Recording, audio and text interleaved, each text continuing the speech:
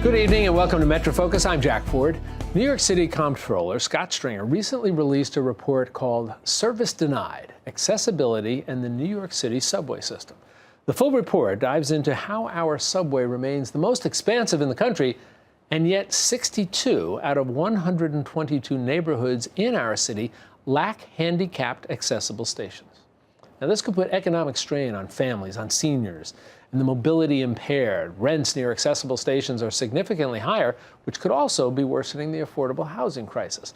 The comptroller is demanding that the state commit to upgrading these outdated stations. But how exactly can this be accomplished? Well, here with some of those answers and more information on the report is Comptroller Scott Stringer. It's always nice to have you here. It's great to be here, Jack. Thank you. And there are always things that we have to talk about here. Always. So let's start with this investigation, this report. What prompted it? You know, I've been looking at the state of the subway system and bus service around the city for the last couple of years. We did the audit on escalators that were broken, elevators broken, the fact that we're spending hundreds of millions of dollars below ground, meaning we are losing hundreds of millions of dollars to the economy because the trains aren't running on time. And a lot of our audits have really spurred action. So I wanted to take a deeper dive on the issue of ADA compliance, mobility. For our former mayor, David Dinkins, always used to say we are all temporarily able-bodied. And we do have to take a look at how we get people to where they have to be. Why do you think it is that there's such a significant number of locations that are not accessible?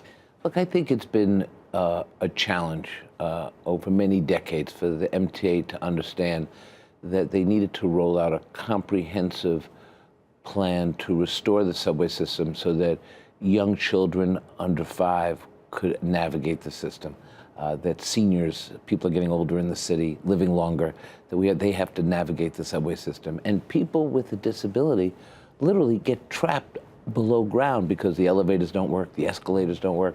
There's no way for them to get in or out of the subway system. What is interesting about this report is it just shows not just the disrepair or the lack of compliance within a subway station, but it impacts entire neighborhoods, entire communities. And that, to me, was very different than I would have anticipated. Let's talk about that a little bit, because it's important to note, and I don't mean to diminish this in any fashion, but this is not about just a sense of convenience. But as you said, there's a bigger picture impact here in terms of housing and the economy. Let's talk about the economy. What's the impact that you're seeing here? We're locking out people who could work and should work, but they can't work if they can't get to their job.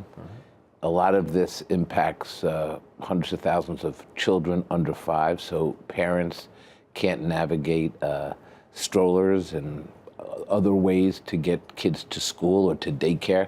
I know how difficult that is because I have 2 little boys, and you know it is difficult to navigate even when there is an accessible station or a working elevator. And I think that there's a whole issue of fairness, but this is hurtful to our economy. So the question now becomes, what do we do? How do we do it? And who's going to pay for it?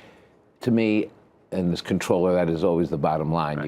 You gotta. That's what you're all about. That's right. So you have to fix a problem, but it does cost resources. I do think there has to be a better city-state partnership. We've got to commit to a plan that's going to be specific and have a timeline.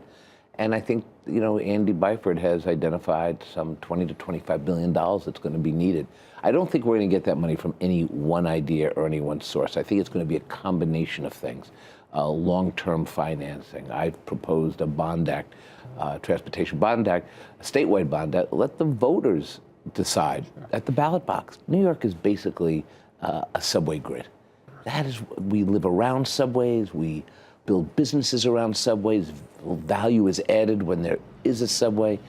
In fact, in the report, we said, look, when you are in a neighborhood that has an accessible subway station, the rents are higher. Oh. So it's critical that we do this. Do you get a sense that there is indeed the will to say, all right, we'll find the money someplace because we have to? Well, I would say to elected officials, they have to spend time talking to constituents. You know, when we did the elevator report, the escalator report, and we talked about the loss of income for businesses and for strap hangers, people are outraged. They're paying a lot of money in taxes. They believe in their elected officials. They want action. They don't want this pushed down the line. A lot of people who are moving to this city are moving here because they got to get to jobs. They got things to do, and they want to do big things. But if New York is going to rival other big cities around the world, if New York is going to be able to think bold about the economy, it really starts with that subway grid, and we better own up to it. And elected officials have got to be bold in their thinking. But I think people now understand we want to see a revenue stream to pay for this, and that's how we get accessible stations.